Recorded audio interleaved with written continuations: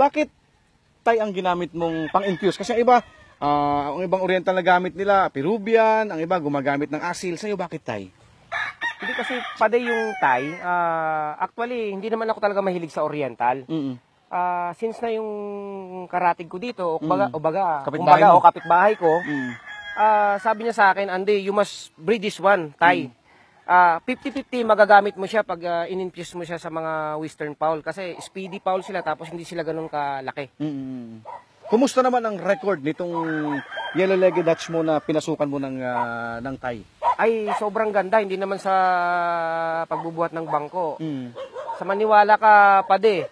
Nag-entry kami ng 5 cocks ni Jimmy Suarez sa 5 cocks sa La Loma. First elims, ginamit namin yung mga roundhead Thai. Yellow-legged Dutch Thai. Nanalo walang sugat. Ginamit namin sa finals. Nanalo ulit.